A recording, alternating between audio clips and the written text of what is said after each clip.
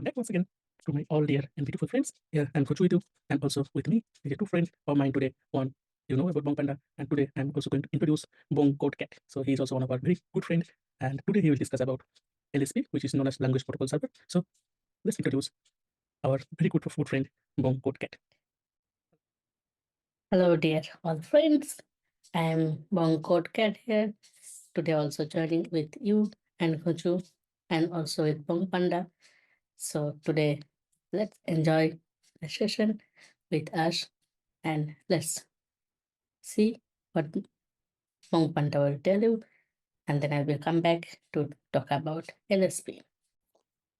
Okay, so now today introducing our friend Bong Code Cat. So what I discussed in the last video about migration from Packer.nvim to lazy.nvim for your nvim configuration. So Bong Code Cat will give you a small introduction or to remind you, and then he will talk about LSP. So Bong Code Cat, sorry yours. Thank you very much, Bong Panda. So let's start to talk about LSP. Okay, sure. Before to show you in-hand experience about LSP configuration in Neovim, let me give you an overview or some more details in a very short way. What LSP configuration is really exactly doing on Neovim configuration. So first of all, let me tell you. So this is my GitHub repository. I will keep the link in the description. You can look into this GitHub repository, and you can use all the information I'm going to give you, and you can try to follow all the detailed information step by step, so that you will have no problem to use the LSP configuration in your Neovim, because LSP configuration is really very helpful. And when we are really writing some programming code, either in Python or C++ or any programming language like Java or something like that, so it will be really helpful. So let's try to follow step by step till the end, and I'll make you ensure that it will be working for you, and it will be really helpful for you. So let's first see what is Neovim LSP client and what is the required prerequisites for this Neovim LSP client to use on NVIM. So first of all, we need the Neovim version 0.8 or better. If you installed recently the Neovim on your system, so it's supposed to be the latest version, so you don't need to worry about it. And we need a language server, like if you're writing some code on Python, then you need a language server called Pyright, which I am going to show you in a moment. And then also you have to write separately some Lua code for each language server. And I will discuss in details while I'm going to talk about the configuration of Neovim using LSP configuration on my operating system. Okay, so let's first try to understand what is the language server. So basically, a language server is an external program that follows the language server protocol, and which we call as a LSP. The LSP specification define what type of message a language server can receive, and also how to respond. And the idea here is that any tool that follow the LSP configuration or specification that can communicate with the language server. So that is a very basic idea. And this, whenever we are writing some code, where we are planning to write some code, and we are opening some programming file, then the language server can automatically recognize what kind of source code you are using. Either it is Python or C++ or something else, and it will tell your editor what to do. So that is a very basic and fundamental concept of language server protocols. And as I mentioned, it used to enable the code analysis. Also, it will help you on auto compilation, linting, formatting, and many other features to the language server. So it will be really very helpful. And the main configuration of the LSP has two different parts. One is the Neovim LSP config. What we will do using this Neovim LSP config plugin, and also we need some language server like TS, Pyright, Java for Java or something. TS stands for TypeScript. So before we write any code, we should learn how to use the language server. The first piece of information we need is the command that start the server. So this is a very important one. And the second thing, this should be in the official documentation of set a server. So if you're using some server, so it should be taken from the official documentation. And if you can't find some basic uses of the documentation, then you can just go through this link on GitHub repository on Neovim LSP config. You can find all details in this specific directory called server configuration. Okay, so now let's first give you a very quick overview how you can start. So the first thing you have to do to install one of the language server like Pyright or one of the language server. And like if you want to install Pyright on your Mac OS, just use this command by clicking here, copy, or use the brew install Pyright. Okay, so this is about just to install a language server. The second thing is the language server setup. In your Lua file, then you have to use this line like require lsp-config.pyright.setup, whatever the language server you are going to use. Then launch the Neovim, and then open any of your programming file, like if it is written in Python, then it will be like something.py. Then automatically your language server will be, if you just type LSP info, you can see that Python language server is working now. So whenever you need some auto compilation or linting formatting for Python, it will be you all possible suggestions what to do. So this is about a very quick. I also in details in a moment when I'm going to talk about my configuration for LSP on my Neovim setup. So here you can find some suggestion of the configuration. So when I'm going to talk about my configuration, then I'll come back one moment here. Okay.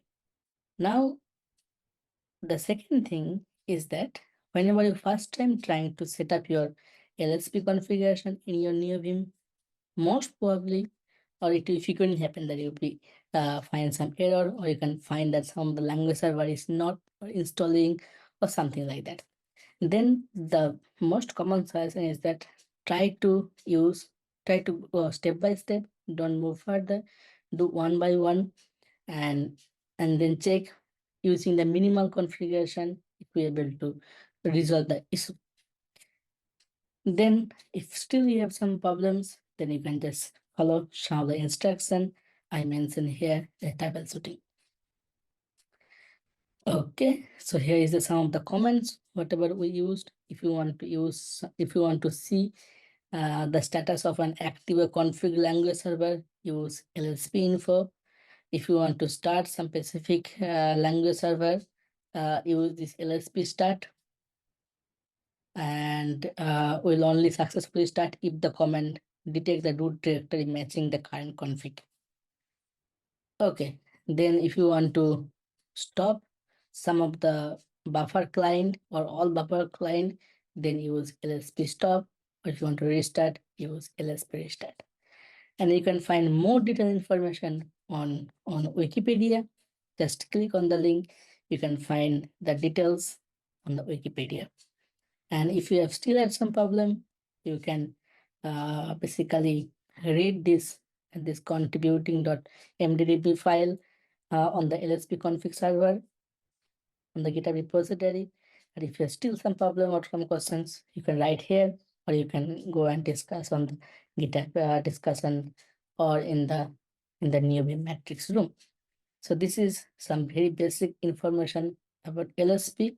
Now I'm going to show you in my configuration how I did the setup for LSP and how the LSP is working. When I will trying to write, I also write one of the example code like for Python, and then I will see what kind of help I can get when I am trying to use the LSP for my Neovim setup. And you will be really amazed whenever you see the effect of LSP when you write some programming code using the LSP configuration. That will be the really good experience.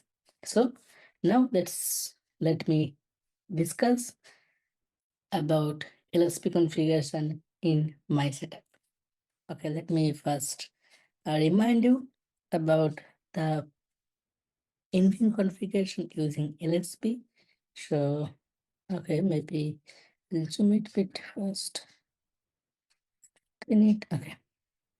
Then on my home directory, if I go to config and nvim, okay.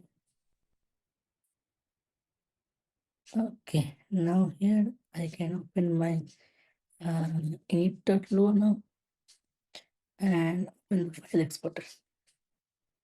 Okay. So what we discussed in the last video when Bong Panda tell you about the configuration of Neovim using lazy. So here we first thing in this init.lua is mentioned which from where the lazy setup will be accessed. So it basically required the path for the lazy.lua. So it is within, so if you remember, if I go to this Lua directory, Bong physics, and then there is a file called lazy.lua. So and then I also there are some option I just put it here whenever my Vim will be open. So all this standard option setup will be work. Okay, so now if I go to the lazy.lua, so let me just remind you once again.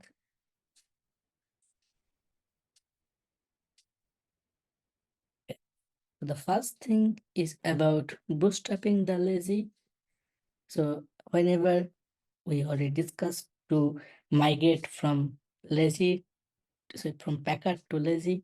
So the first thing what Bong Panda did, he replaced the bootstrapping from Packer to lazy. This is the first thing. And the second thing is also one have to use the emap, or so this is basically for the Vim key map. And after giving this one, then so that all other key map will be work. So in my case, the leader key is space. Just to let you remember my leader key because I'm going to use it.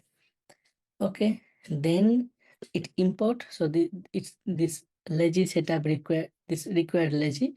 Then I also import two file, one within bongphysics.plugin, bongphysics.plugin, and within this plugin directory, I had some of this Lua file. Don't worry about this one because I opened some of the files and something I removed. So that's why I saw this signal.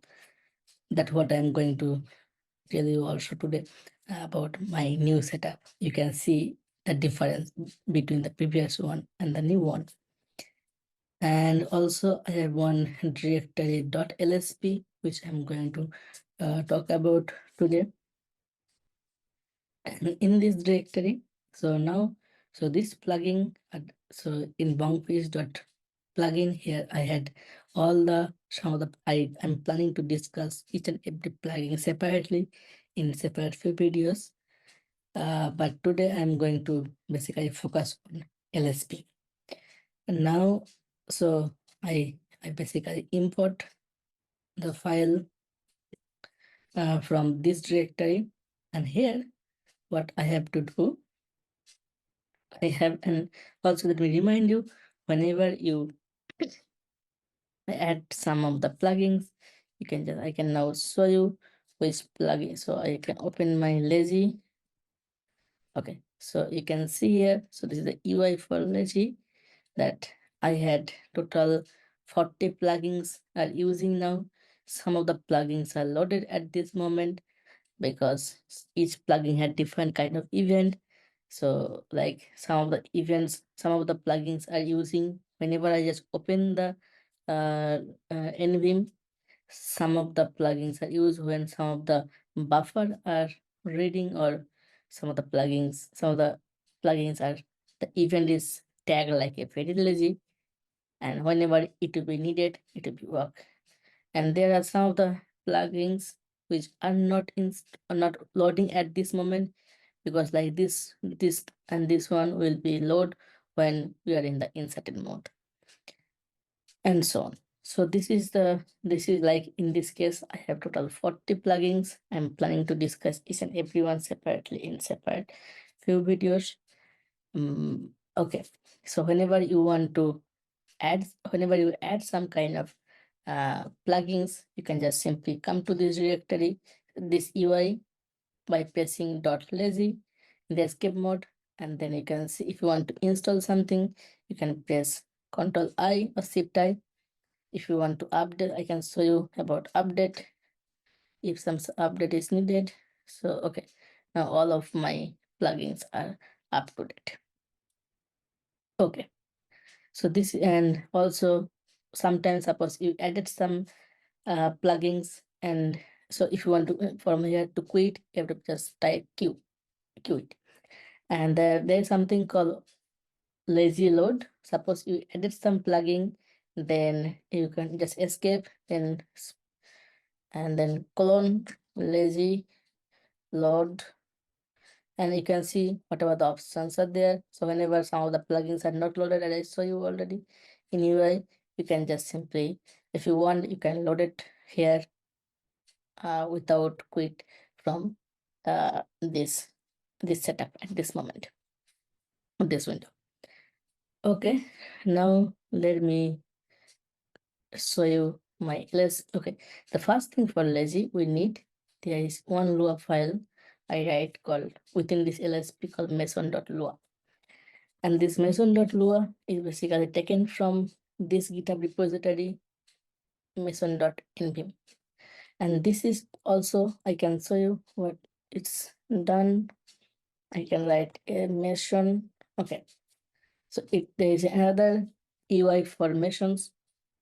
You can see all my installed language server and all other plugins corresponding to masons or LSP. Like if I want to see what plugins are now is installed working for LSP, I just type 2. So this is the all plugins are installed. Some of them like there is something called Pyright. This is a Pythons. Also I have like Python LSP server. Then I had some plugins for HTML, Java, and TS server. And also there are many other language servers available. If you want, you can just simply install it. I'll show you how to install them. And okay, so there are several of them. Depending on what kind of project you are working, you can just try to install your required language server from here. And also I had some of the plugins are installed for, okay, no, from here, this page 3, some of the plugin, so there is no plugin at this moment installed for depth. I'll show you later about depth. Then also I can show lintel. For lintel I use eslint.d and pylint. So this pylint basically linting for Pythons. And if I look into 5, so this is for formatter. So formatter, I have like black, this is for Python, I sort ptr and style.lua. So this is a 2 formatter I am using right now, ptr and style.lua. Okay, so this is about masons and how I did it. Let me just, okay, so I have to quit it, so I skip. Okay, now let me show you my init this mason.lua file. So I have that mason.nvim. Then for this we need some dependencies. So this is basically specified for lazy.nvim. So here I had dependency of mason lsp-config.lua and which you can find in my GitHub repository, the whole setup. Also, there is something called nvim lsp config, and also one more plugin use is called Mason tool installer.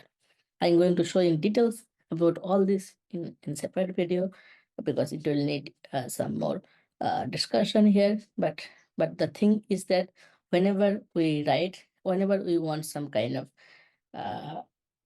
Lua file for Masons, so first you have to make a return, then we write a config directory within functions or equals to function. Then we import the Mason here, like local Masons, and we require Masons.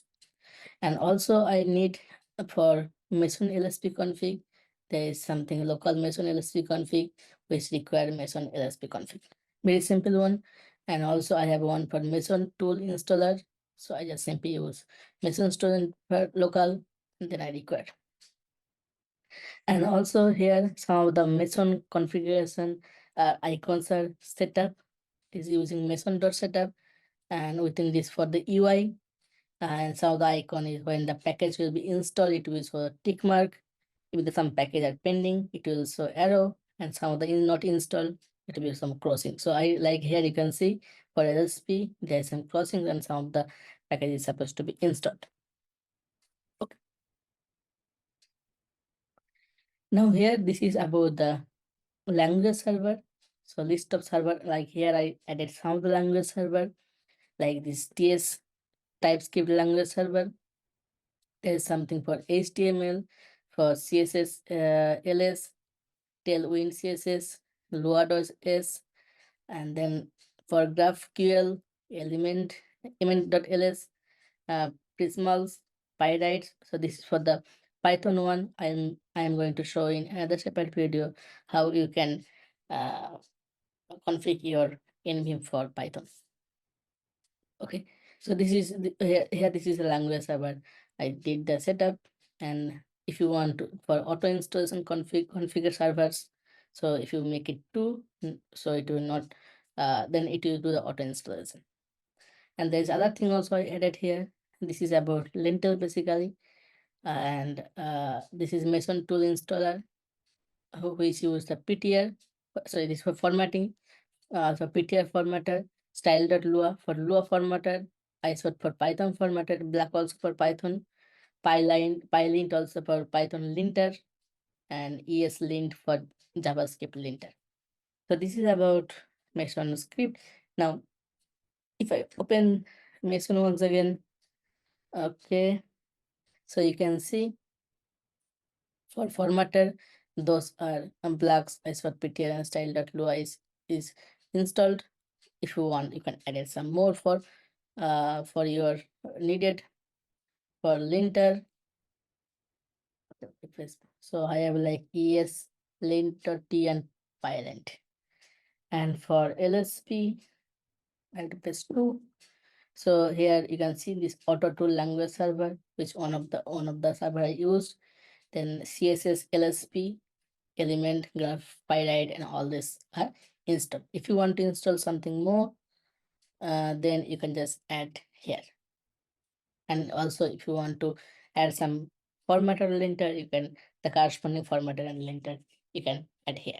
So this is about Masons.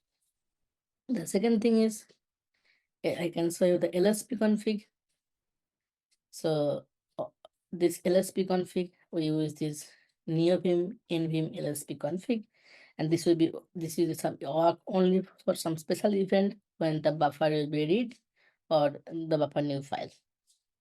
And it had some dependency cmp nvim lsp and nvim lsp file operation. The same thing is also done like the mason.lua, and here we set some of the keybinds. So I am planning to add one next video about 100 shortcut for Vim and Neovim, where I am going to show all the keybinds in one single videos, where you can see some of the keybinds I use for specific for Vim also some of the for Neovim corresponding to my setup, whatever I am using right now. I can just show you. I already make one text file here. Here I am showing all the shortcuts, like this is general for the Vim, then some of the for movement of your cursor, some of the shortcuts, and then to record macros, cut and paste, to search and replace, to search and search in multiple some pattern in multiple files. Now this is some of the shortcut which I specifically organized for my nvim setup, which I already discussed in one of the purpose at some places. But here I'm also showing some of the specific nvim setup, some of the specific keybinds shortcut for my nvim setup. And here there's more than 100 of them, starting from format and linting, LSP shortcut, auto session, hardbound for simpit, a telescope, git shortcut, file exporter, and all of them. So I am going to show you and specifically one by one in separate one video. Okay, and then the other thing is about mason.lua. Here also it basically config the format and linters. That is really helpful. I'm showing in when I'm going to talk about 100 shortcuts, then I'll show you how much it is important to have this LSP config. So here some of the, so this is the first part, this config null-ls for diagnostics. This is a very important one and very helpful one. And also, yeah, so this is and also I already talked about telescope. This is also part of this LSP, and where if you just show you some of the, okay, if I just leader ff, so you can see this is the telescope. You can find some files here, and also this is the files and the corresponding preview. You can, whatever the things you want, you can just simply look through this one. This is for all files, and if I just press fr, then this is for the some specific all files. Okay, and then also you can see some of the comments for telescope. So you can find some string on the current window. Fs, let's search cwd. So you can see there's some cwd here. So you can find some of this important cool feature. So this telescope also part of this LSP, or part of this LSP, and which also really helpful one. And now I can show you one code using Python. Okay, let me save this file from everything and go back to here. Cd Bong Physics Python. Okay, and let me check. Okay, nvim I don't know what kind of code it is. Okay, so this is one of the code to write some, I think, 100 prime numbers or something. It's a very simple code, right? Now we can check what kind of LSP server is used right now. LSP info. So you can see this is a Python code written in .py. Automatically, the LSP server recognizes that it is a Python code. So it uses a client called Pyright, and so the file type is Python, and also it uses all the corresponding configuration in studio. Okay, so this is a very important. So you can see how quickly it can recognize. Okay, now I can show you some of the example of this LSP. Like, let's consider I remove something. Let's not define. Okay, I just, so you can see all this auto comments. All this, whenever I write a Python code, so it's no, I need a diff function, so I can just simply use it. And if you want to snip it, So you can see this is a function in Python, code snippet for function definition. So you can find all possible information. Okay. And suppose I not remove, if I remove this one, let's see what will happen. And let's try to save it. Okay, no, that's something to okay, let's do like this way. And let's try to save it. So you can see there are some 14 errors, some warning. You can see some of the errors are you can see, and okay, what is suggestion that expression value is unused. Okay, and then missing function, it was not important one. The number is not defined because this I removed. The return can be used only within a function because everything is messed up. Number is not defined. That's true. So you can see lot of sections. So as there is some problem, so the code is unreachable. So this code is not working. And if I just simply move back, now you can see all the error or warning vanished. So you can see how useful this LSP or language server it is whenever we're writing any kind of code, not only Python, C++ or JavaScript or whatever, it will be really helpful. So now we can check whether this code is really working or not. I think for me Python 3 number.py. Okay, the code is working. So you can see the LSP is really helpful whenever we are writing some code, and or either it is Python or no matter any kind of language. So corresponding language server protocol you have to follow, and you have to add this language server. And then rest of the stuff you can see a lot of auto compilation, formatting, linting, and auto suggestions, snippet. So all the things is really make your programming experience very cool.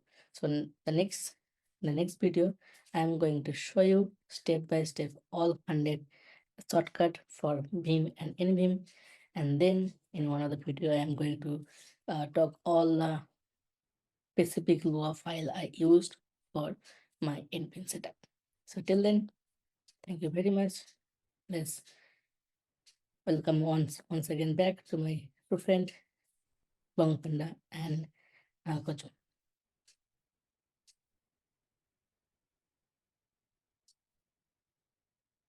So, Mr.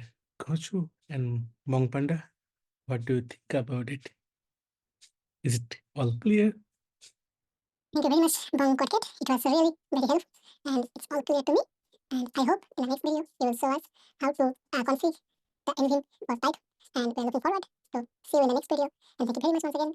So if you like, please like, share, and subscribe to us. Your single subscribe will help us to motivate to continue this series. And very soon we'll start to talk about on C++. So thank you very much once again. See you in the next video.